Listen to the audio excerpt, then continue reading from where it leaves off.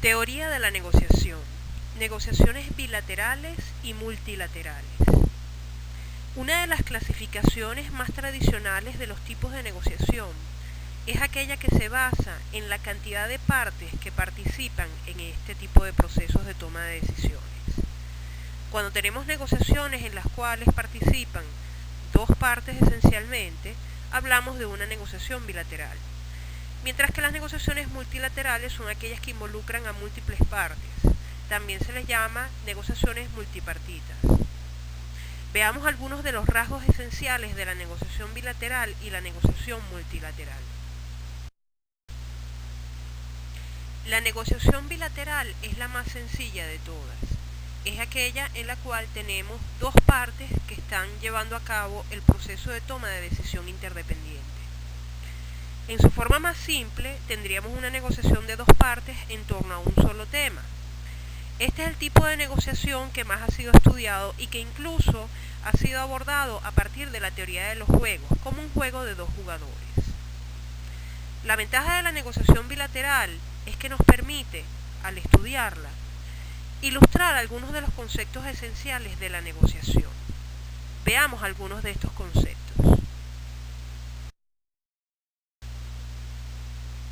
El gráfico nos ilustra una negociación bilateral en la cual tenemos un negociador A y un negociador B.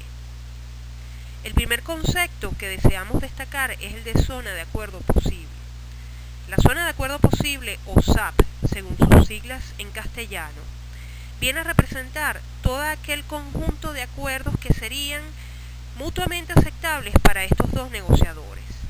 En otras palabras, la zona de acuerdo posible viene a representar toda un área en la cual es posible ubicar distintos tipos de acuerdos que el negociador A y el negociador B dentro de esta negociación ficticia podrían acoger como un acuerdo válido y aceptable para ambos. Los límites de esa zona de acuerdo posible vienen dadas por los mínimos aceptables por cada uno de los negociadores. Esos mínimos o límites reciben el nombre técnico de precio de reserva. Si nos ubicamos en el cuadro y observamos el precio de reserva del negociador A o PR sub A, este punto dentro del gráfico nos indica el momento a partir del cual un acuerdo puede ser aceptable o no para el negociador A. Dentro de este gráfico en concreto, todo aquello que esté por debajo de ese precio de reserva de A no es aceptable para A, mientras que todo aquello que esté por encima de ese precio de reserva es aceptable para A. Por eso es que vemos en el gráfico que se habla de las ganancias de A, del precio de reserva de A hacia la derecha. En el caso del negociador B, sus límites o su precio de reserva viene dado por PR sub B. En este caso, todos aquellos acuerdos que estén por encima de ese precio de reserva no son aceptables para el negociador B. Sus ganancias estarán por debajo o hasta ese precio de reserva. Al precio de reserva se le llama también punto de retiro, pues es precisamente el límite que orienta al negociador respecto a lo que puede aceptar o no aceptar. El precio de reserva o punto de retiro es el nombre que se le da tradicionalmente a ese límite para cada uno de los negociadores. Dentro de la teoría de la negociación integrativa o modelo de Harvard, hablaríamos más bien del MAAN o la mejor alternativa al acuerdo negociado, que viene a ser todo aquello que puede hacer cada negociador por su cuenta y que le permite satisfacer sus intereses. Se trata de un punto de referencia en la medida en que, como negociador, yo voy a aceptar acuerdos que me permitan obtener un resultado que sea superior a lo que yo mismo o yo misma me puedo proveer a mí a través de mi MAAN, o mejor alternativa a un acuerdo negociado. Volviendo al gráfico de la diapositiva, vemos que aquí se nos representa un punto hipotético de acuerdo llamado X, que está ubicado dentro de ese continuum que está representado o que está delimitado por los precios de reserva de cada uno de los negociadores. Ese espacio que existe entre el precio de reserva de A y el punto de acuerdo X es la ganancia que A obtiene en esta negociación hipotética. Mientras que la distancia que está entre el punto de acuerdo X y el precio de reserva de B representa lo que B gana en esta negociación.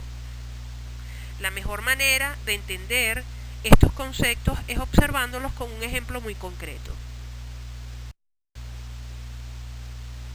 Pensemos en una negociación hipotética entre un vendedor y un comprador para la compra-venta de un inmueble.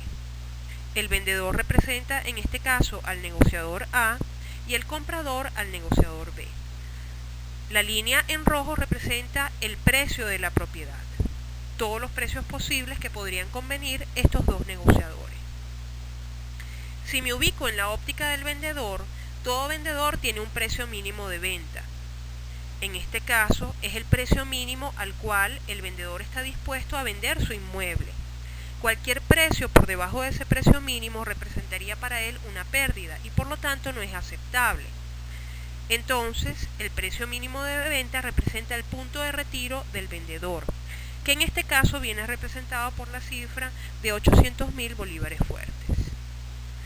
En el caso del comprador, tendríamos la situación inversa. Él estará dispuesto a pagar un precio máximo de compra.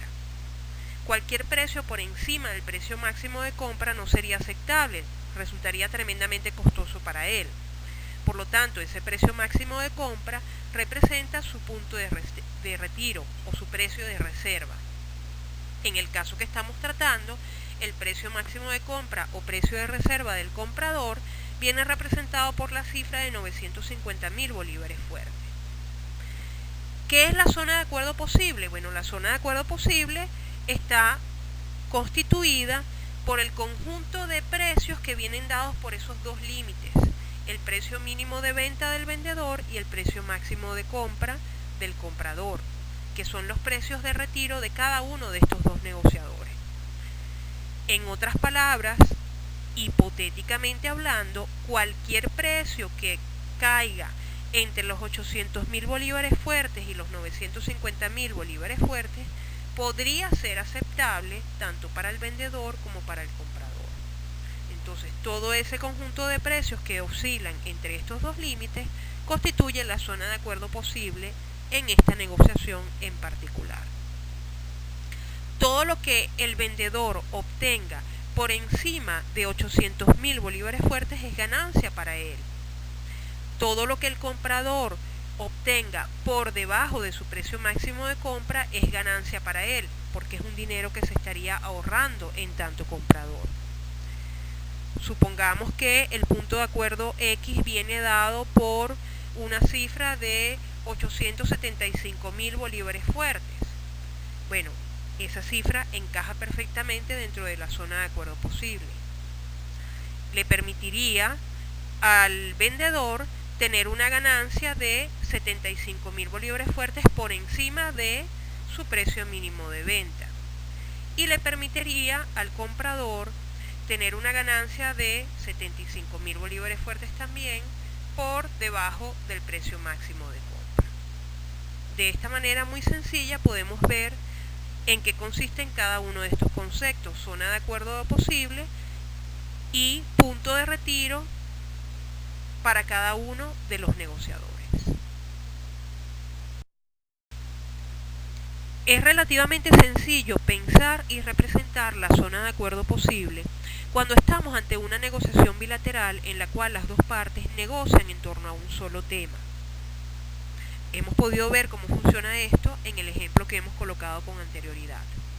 La situación es más compleja, como cabría esperar, cuando la negociación bilateral se está negociando sobre la base de varios temas. Podríamos pensar a primera vista que el hecho de que haya varios temas en una negociación bilateral no hace más que complicar las cosas. Sin embargo, el hecho de que exista una agenda de negociación compuesta de varios temas también tiene un conjunto de ventajas, y es que permite que tengan lugar los llamados trade-offs. Este es otro concepto esencial dentro de la teoría de la negociación.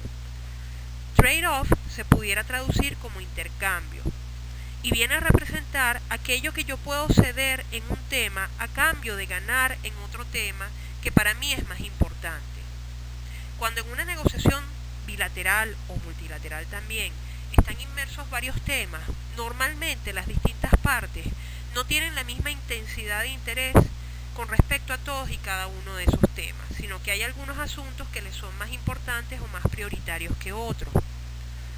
Se puede jugar entonces con esas diferencias en la valoración de los distintos temas, de manera de, por ejemplo, como negociador o negociadora, yo ceder en aquellos temas que son menos importantes para mí, a cambio de que los otros me aporten mejores beneficios en aquellos temas que sí son más importantes para mí. En algunos casos, las negociaciones multilaterales pueden ser tratadas como negociaciones bilaterales. Ello es así cuando se han formado dos grandes coaliciones que permiten que se pueda asemejar esa negociación de múltiples partes a una negociación bilateral, que sería aquella que tendría lugar entre las dos grandes coaliciones.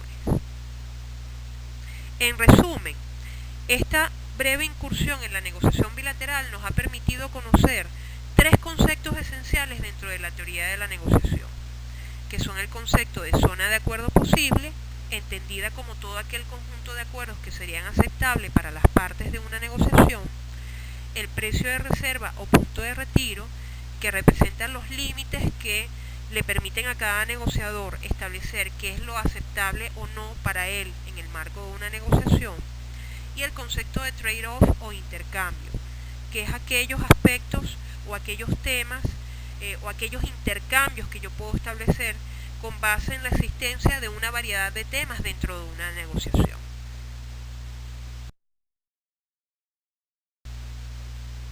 La negociación multilateral es, por supuesto, mucho más compleja de estudiar y de representar gráficamente en atención a la existencia de múltiples partes que están negociando. Dentro de todo el espectro posible de negociaciones multilaterales, la más sencilla es aquella que está dada por la negociación de múltiples partes en torno a un solo tema. Este tipo de negociaciones ha sido representado, por ejemplo, utilizando la teoría de los juegos, con matrices de múltiples entradas, pero en donde está claro que todas las partes están negociando con respecto a un solo tema. Los conceptos que hemos visto para el caso de la negociación bilateral valen igualmente para la negociación multilateral, solo que poder representarlos gráficamente sería mucho más complejo, porque ya no estaríamos hablando de un gráfico en 2 dimensiones, sino de gráficos en 3, 4, 5, 10 o 20 dimensiones, según sea la cantidad de jugadores o negociadores que están participando en esa negociación multilateral. Al igual que en el caso de la negociación bilateral, el hecho de que existan múltiples temas dentro de una negociación multilateral permite que tengan lugar los trade-offs o los intercambios. En ese caso, cuando existen múltiples temas y múltiples partes, se pueden armar paquetes de negociación. ¿Qué es un paquete de negociación? Es una combinación en donde, o son distintas combinaciones en donde se complementan de manera distinta o diferente los variados temas que hacen parte de la negociación para poder dar satisfacción o tratar de dar satisfacción a la variedad de intereses que están representados en todos y cada uno de los participantes en esa negociación multilateral. Lo característico de las negociaciones multilaterales y lo que las diferencia de las negociaciones bilaterales es la posibilidad de formar coaliciones. La teoría de la coalición es entonces una vertiente dentro de la teoría de la negociación que aplica para el caso concreto de la negociación multilateral. Cuando se forman coaliciones, que es una de las maneras en que las partes de una negociación multilateral se pueden ingeniar para simplificar la negociación, en realidad tiene lugar una negociación en múltiples niveles, porque por una parte, quienes van a formar una coalición, antes de coaligarse, tienen que definir unos términos de coalición. Tienen que definir, por ejemplo, qué va a aportar cada uno a esa coalición o qué espera cada uno de esa coalición. Entonces hay un proceso de negociación que es el necesario o requerido para formar propiamente hablando la coalición. Y luego está el proceso de negociación entre coaliciones. Así que, rescatando el concepto de negociación en múltiples niveles elaborado por Popnan, que hemos visto en cursos previos de toma de decisiones, podemos decir que las negociaciones multilaterales en las cuales hay coaliciones son en realidad negociaciones en múltiples niveles. Un nivel es el nivel de las coaliciones en sí y otro nivel es el que viene representado por la negociación entre coaliciones. Cuando revisamos los textos de teoría de los juegos o de negociación, vamos a encontrar que es mucho menos exhaustivo el análisis o el abordaje gráfico, por ejemplo, que se hace de la negociación multilateral, justamente por el hecho de que es más complejo representarlas gráficamente.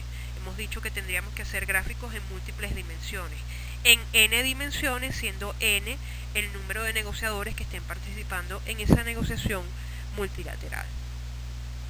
Lo importante es que siguen valiendo para la negociación multilateral los conceptos que hemos observado en la negociación bilateral, solo que nos enfrentamos con esa complejidad ya dicha respecto a la posibilidad de hacer la representación gráfica, por ejemplo, de la zona de acuerdo posible o de los precios de reserva o puntos de retiro de cada uno de los negociadores. Cuando leemos autores tradicionales como Howard Raifa, podemos observar que cuando ellos hablan de la negociación bilateral, la dividen en integrativa o distributiva. En realidad cualquier negociación, sea bilateral o multilateral, puede ser integrativa o distributiva. Por supuesto, en el caso de una negociación multilateral, lograr acuerdos integrativos es bastante más complejo. Recordemos que un acuerdo integrativo implica que nosotros examinamos los intereses de fondo de las partes y tratamos de crear algún paquete que permita que los intereses de todas y cada una de esas partes se vean esencialmente satisfechos. Obviamente esto es mucho más difícil cuando hay varias partes a cuando hay solamente dos partes. Pero el hecho de que tengamos una negociación multilateral no prescribe que no pueda haber una negociación de naturaleza integrativa o ganar-ganar, como se le llama también dentro del modelo de negociación de Harvard.